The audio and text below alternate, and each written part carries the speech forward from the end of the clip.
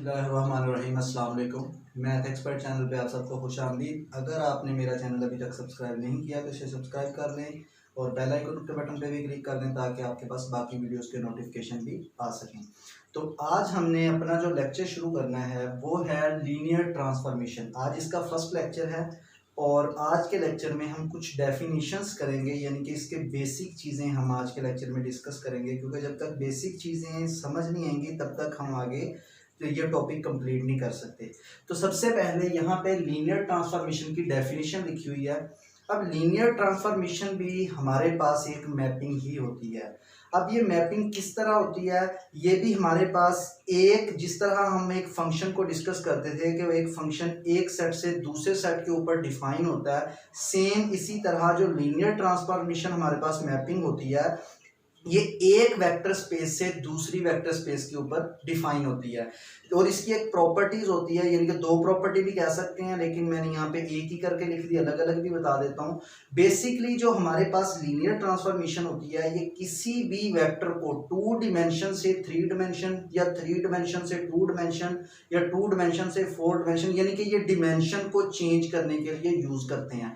तो यहाँ पे मैंने इसकी डेफिनेशन लिखी है, वो कहता है let u of f and v of f be any 2 vector spaces define over the field f, यानी कि 2 वेक्टर स्पेस हैं जो कि किसके ऊपर डिफाइन है, फील्ड f के ऊपर। वो कहता है then the mapping tu to f to v to f, यानी कि आपके पास 2 वेक्टर स्पेस के ऊपर ये मैपिंग डिफाइन है। वह कहता है define t of a alpha plus b beta is equal to a t of alpha plus b t of beta, यानी कि यहाँ पे 2 प्रॉपर्टीज डिस्कस होती हैं। अगर वो 2 प्रॉपर्टीज मैं आपको बताता हूँ। सबसे पहले देखें first property t of alpha plus beta, तो ये आपके पास इस तरह अलग अलग हो जाएगा t ऑफ बीटा। अगर आपके पास इस तरह आ रहा है, उसके बाद आपके पास एक और होता है a अल्फा, तो ये आपके पास a शुरू में आ जाएगा, तो t ऑफ अल्फा ये आपके पास दूसरी प्रॉपर्टी आ जाएगी। तो मैंने उन दोनों को कंबाइन करके यहाँ पे लिख दिया कि 7 स्केलर भी मल्टीप्लाई हो रहे हैं और 7 वेक्टर भी आ रहे हैं, तो वेक्टर के ऊपर अलग से ट्रांसफॉर्मेशन अप्लाई हो जाएगी, स्केलर हमारे पास क्या आ जाएंगे, वैसे ही बाहर आ जाएंगे। तो ए बी कहाँ से बिलोंग कर रहा है, फील्ड से। अल्फा बीटा कहाँ से बिलोंग कर रहा है, हमारे पास वेक्टर स्पेस यानी कि यू ऑफ एफ से। और T of alpha T of beta ये कहाँ से बिलोंग कर रहा है, वी ऑफ एफ से। अब याद रखना यहाँ पे मैंने और भी 2 डेफिनेशन लिखी हुई हैं। फर्स्ट डेफिनेशन ये थी लीनियर ट्रांसफॉर्मेशन एक मैपिंग होती है जो कि 2 वेक्टर स्पेस के ऊपर डिफाइन होती है, यानी कि एक वेक्टर स्पेस से दूसरी वेक्टर स्पेस के ऊपर। अब इसी तरह हमारे पास लीनियर ऑपरेटर होता है, ये भी हमारे पास ट्रांसफॉर्मेशन होती है, लेकिन ये सेम वेक्टर स्पेस के ऊपर डिफाइन होती है। यहाँ पे सेम का कंसेप्ट नहीं था कि ये हो भी सकती है नहीं भी हो सकती, यानी कि u ऑफ f से v ऑफ f के ऊपर। अगर मैं इसी ट्रांसफॉर्मेशन को u ऑफ f से u ऑफ f के ऊपर डिफाइन कर दूं तो ये हमारे पास लीनियर ऑपरेटर बन जाएगा। वो कहता है if t be a transformation form a vector space u of f to itself, यानी कि इटसेल्फ के ऊपर डिफाइन हो, यानी कि t u f to u to f, यानी कि u इनटू f के ऊपर ही डिफाइन हो, तो ये हमारे पास लीनियर ऑपरेटर बन जाता है। अगर यहाँ पे मैं बात करूँ लीनियर फंक्शन की, ये भी हमारे पास ट्रांसफॉर्मेशन है, लेकिन इसमें क्या होता है हमारे पास, ये हमारे पास वेक्टर स्पेस टू फील्ड के ऊपर डिफाइन होती है, यानी कि एक हमारे पास वेक्टर स्पेस आ गई। अब यहाँ पे हम डिस्कस करते थे vector space to vector space के ऊपर, इसमें भी vector space to vector space के ऊपर, लेकिन यहाँ वेक्टर स्पेस टू फील्ड के ऊपर ये हमारे पास डिफाइन होता है, इसे हम लीनियर फंक्शन बोलते हैं।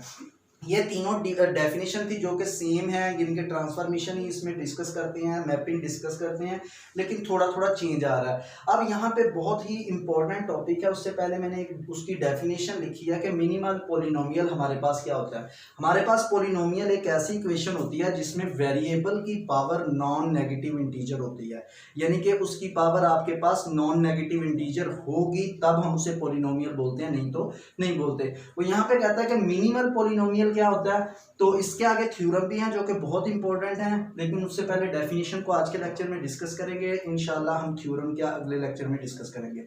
तो यहाँ पे वो कहता है let V be a finite dimensional vector space over a field F, कि आपके पास एक v finite dimensional vector space है ओवर फील्ड f। वो आगे कहता है let t belongs to algebra algebra आपके पास इन टर्म ऑफ ट्रांसफॉर्मेशन ये भी कुछ प्रॉपर्टीज को सेटिस्फाई करता है। मैं अगले लेक्चर में ये डिस्कस करूंगा कि अलजबरा क्या होता है।